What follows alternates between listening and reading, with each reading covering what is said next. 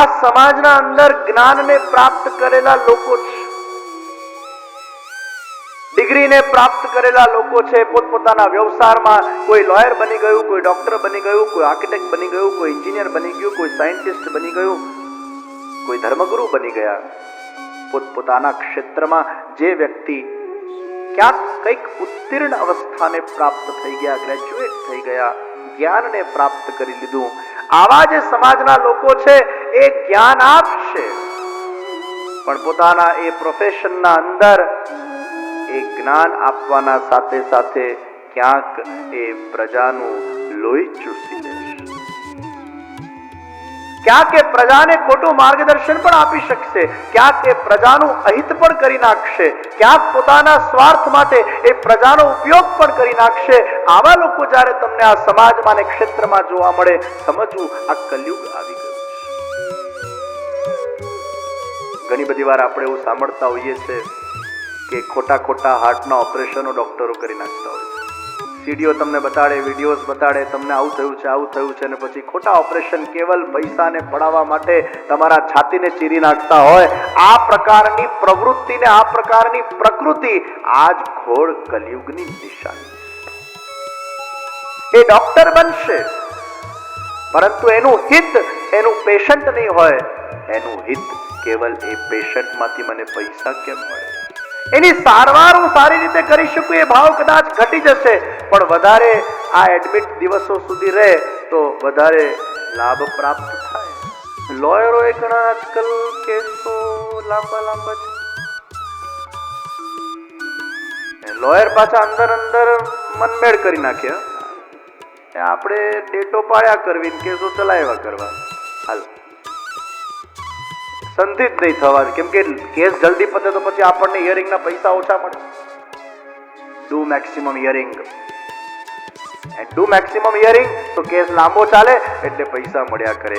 આ વૃત્તિ પોતાના ક્લાયન્ટને જલ્દી જજમેન્ટ ન મળે, પણ કેસ લાંબો વર્ષો સુધી ચાલ્યા કરે અને અંદર આવી સાઠગાંઠ કરવી, આ કલયુગ વૃત્તિ. આવા જુદા ક્ષેત્રના અંદર એક ક્ષેત્રની ક્યાં વાત કરવા બેસીએ, પણ જેમાં પોતાના ક્લાયન્ટનું હિત ન જોઈને એ ક્લાયન્ટ પાસેથી વધારે પૈસા કેમ ખંખેરવામાં આવે, આ સાયકોલોજી, આને જ કલયુગની સાયકોલોજી કહેવાય. પણ ઘણા એવા વિરલ લોકો હોય છે જેમના જીવનમાં જેમનું પ્રોફેશન, એમનું એક પેશન હોય છે, અને એ સેવા કરવા માટે એમના પ્રોફેશનમાં એ લોકો જોડાયા હોય છે. એમનું ઉદ્દેશ એ સેવાનું હોય છે. પૈસો મળે કે ન મળે એ સેકન્ડરી છે. मैं किसी को हेल्पफुल हो सकूं, मैं किसी को मददरूप हो सकूं, ये उनका मूल उद्देश्य रहता है. અર્જુન તેજે જોયું ને કે ગાય એ વાછડાને ચાટતી જાય ને લોહી લુહાણ થઈ જાય. આ કલયુગના માતા પિતાનું લક્ષણ છે. કલયુગના માતા પિતા પોતાના બાળકોને એટલું વાલ કરશે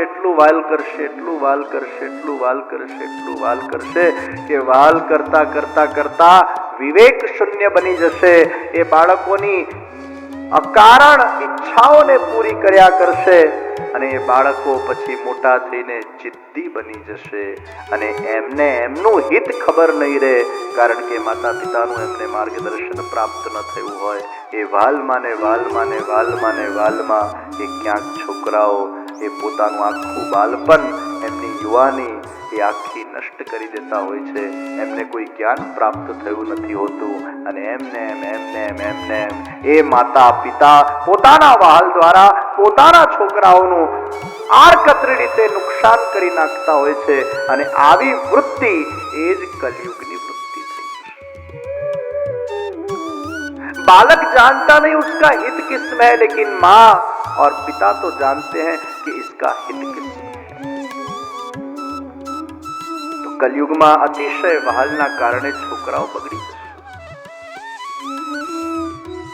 ચોથા નંબરે 7 માંથી 6 કુવામાં પાણી ને 1 માં પાણી નતું. આ ઇમ્બેલેન્સ કલયુગમાં થશે. જેના પાસે અતિશય પૈસો છે, અતિશય ધનવાન બનતો જશે, અને જેના પાસે પૈસો નથી એ ખાડામાં ઉતરતો જશે, એ વ્યાજનું વ્યાજ ભર્યા કરશે, એ અતિશય દેવામાં જતો રહેશે. અને આ જ કલયુગમાં થશે. ધનવાન ધનવાન બનતો જશે અને બિચારો अतिशय गरीब एक गरीबी में उतरते हैं. और अंत में जो सहदेव तुमने देखा कि एक बड़ी शिला आ रही थी અને એક તણખડું રોકી દે. આ મોટી શિલા એ કલયુગના કાળનું પ્રતીક છે અને આ મોટી શિલાના સામે એક સત્સંગના તણખડું એને રોકી દેશે, એક સત્સંગનું વાક્ય એને રોકી દેશે, સેવા એને રોકી દેશે, હરિનામ સંકીર્તન એને રોકી દેશે. એટલે હરિનામ સંકીર્તન સત્સંગ અને સેવા આ કલયુગના કાલ પ્રવાહના સામે આપણું સંરક્ષણ કરે છે. તો સત્સંગ की अहमियता है. આપણે બધા જ કલયુગમાં જીવીએ છીએ ત્યારે ભાગવત એ આપણને તારવા માટે આવ્યું છે. આ જ્ઞાન ગંગા લંડનમાં આપણા બધાના વચ્ચે આપણને પ્રાપ્ત થઈ છે. आइए इस ज्ञान गंगा में हम स्नान करने का ये अवसर न गुमाए. साक्षात भगवान श्री कृष्णનું સાનિધ્ય એ શ્રીમદ ભાગવતના માધ્યમથી પ્રાપ્ત થાય છે. ભગવતા પ્રોક્તમ ઇતિ ભાગવતમ, ભગવતઃ અયમ ઇતિ ભાગવતમ. ભગવાન દ્વારા સાક્ષાત જે ઉક્ત છે એ આ ભાગવત છે. અને ભગવાન જ સ્વયં જે છે એ આ ભાગવત છે. આપણા સનાતન વૈદિક ધર્મના અંદર આપણા જેટલા પણ ધર્મ ગ્રંથો છે એ ભગવાનની વાણી છે. વેદાઃ શ્રી કૃષ્ણ વાક્યાની વ્યાસ સૂત્રાણી ચૈવ હિ સમાધિ ભાષા વ્યાસસ્ય પ્રમાણમ તચ્ચતુષ્ટયમ. વેદ, કૃષ્ણ વાક્યાણી ભગવદ ગીતા, બ્રહ્મસૂત્ર અને શ્રીમદ ભાગવતમ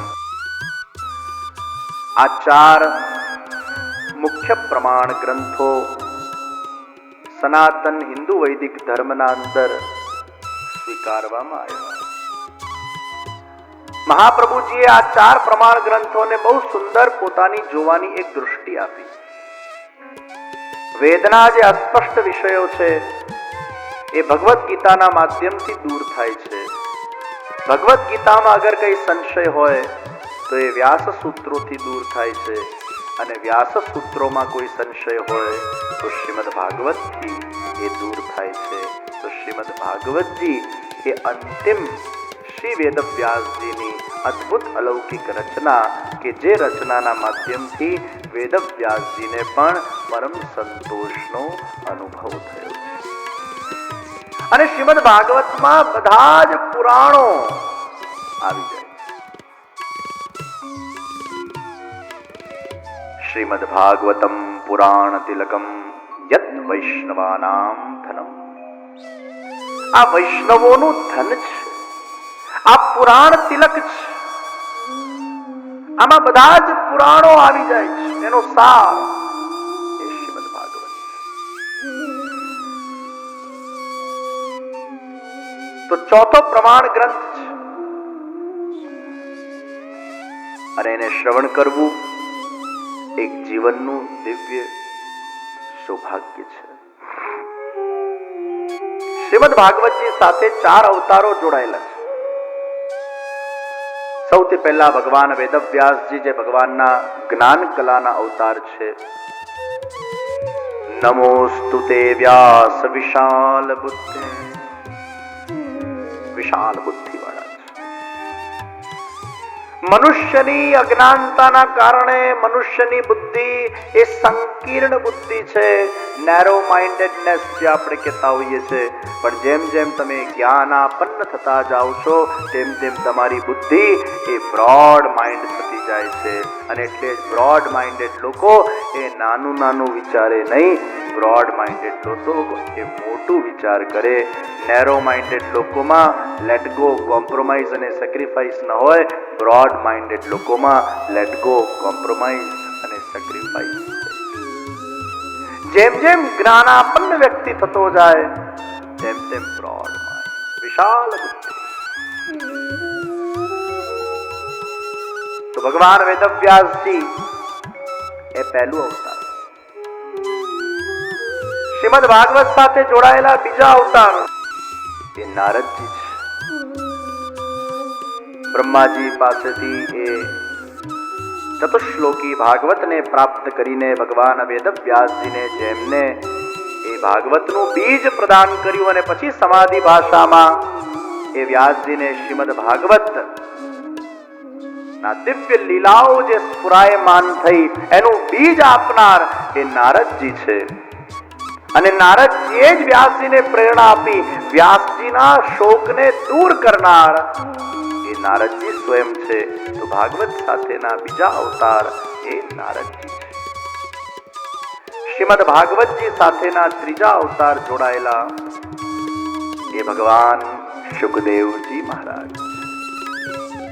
વલ્લભાચાર્યજી મહાપ્રભુજીએ સુબોધનીજીના અંદર લખ્યું કે શુકદેવજી એ બીજા કોઈ નહીં, એ ભગવાન શંકરના અવતાર છે.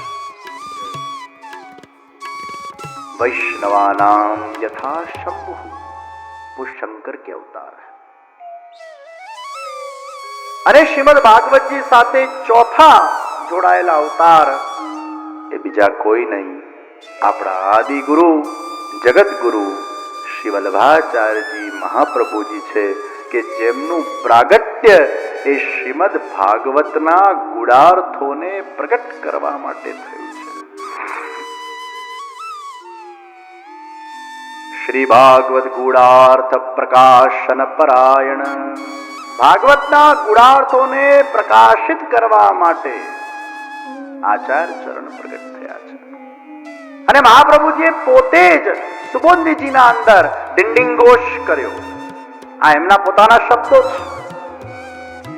અર્થમ તસ્ય વિવેચિતુમ નહીં વિભુર વૈશ્વાનરાદ વાક્પતે રન્યસ્તત્ર વિધાય માનુષતનુમ મામ વ્યાસવત શ્રીપતેઃ દત્વા જ્ઞાનમ ચક્રુપાવલોકન પટુર યસ્માદતોહમ મુદા ગૂઢાર્થમ પ્રકટીકરોમિ બહુધા વ્યાસસ્ય વિષ્ણોઃ પ્રિયા. પ્રથમ સ્કંદના સુબોધનીજીના અંદર શ્રી મહાપ્રભુજીએ સ્વયં પોતે આ ભાવ અભિવ્યક્ત કર્યો કે મારું પ્રાગટ્ય કેમ થયું છે. ગૂઢાર્થમ પ્રકટીકરોમિ બહુધા વ્યાસસ્ય વિષ્ણોઃ પ્રિયા. કેવલ માત્ર ભાગવતના ગૂઢાર્થોને પ્રગટ કરવા માટે, જન જન સુધી શ્રીમદ ભાગવતની મહત્તાને સ્થાપિત કરવા માટે મેરા પ્રાગટ્ય હુઆ હૈ. અને એટલે જ મહાપ્રભુજી આખા ભારતભરમાં જ્યાં જ્યાં વિરાજમાન થયા, એમની બેઠકજીઓ વિદ્યમાન છે ત્યાં ત્યાં આપણે જોઈએ છીએ. એ બેઠકજી ક્યારે કહેવાય? જ્યારે એ જગ્યા પર શ્રી મહાપ્રભુજીએ 7 દિવસનું શ્રીમદ ભાગવતનું પારાયણ કર્યું હોય. એ ભાગવતના પારાયણ જ્યાં થયા હોય એને આપણે બેઠકજી કહીએ છીએ. અને આજે પણ વલ્લભાચાર્યજી મહાપ્રભુજી એ હતા એમ આપણે નથી કહેતા. वल्लभाचार्य महाप्रभु जी आज भी विद्यमान है और अपनी 84 बैठक जी पर विराजमान होकर आज भी भागवत जी का ही पारायण कर रहे हैं और वैष्णव वहां जाकर उनको झारी जी में जल प्रदान कर रहे हैं. आज अपने भाव ए श्रीमद भागवत નું પારાયણ અદ્ભુત મહાપ્રભુજીના એ ગુણાર્થોને પ્રગટ કરવા માટેનું એ સામર્થ્ય. एक है शब्दार्थ, एक है भावार्थ और एक है गुणार्थ. शब्दार्थ गमे ते होई શકે, गुणार्थ કંઈક જુદું જ હોઈ શકે. તમે ગુસ્સામાં હો ને પેલો સામેવાળો વ્યક્તિ પાણી લઈને આવે અને પછી તમે આમ પાણી લઈને આવતું હોય, તમે કહો શું પાણી લાવ્યો? નાખ મારા માથે. તો નાખ મારા માથે શું થયું? શબ્દાર્થ. પણ ખરેખર તમારે પાણી નાખવાનું એના માથે. ત્યારે એના ગુડાર્થમાં જવું પડે કે અત્યારે આ બચારો ગુસ્સામાં છે, એનું મગજ ઠેકાણે નથી. ગુસ્સામાં આપણને આવું કહે છે, નાક માથે પાણી નખાય નહીં. હમણાં આપણે ધૈર્ય રાખવું જોઈએ, ચૂપચાપ ટેબલ પર ગ્લાસ મૂકી દેવો જોઈએ. આ શબ્દાર્થ નહીં પણ ગુડાર્થ. તો શબ્દાર્થ એના અંદર હજી ભાવાર્થ અને ગુડાર્થ.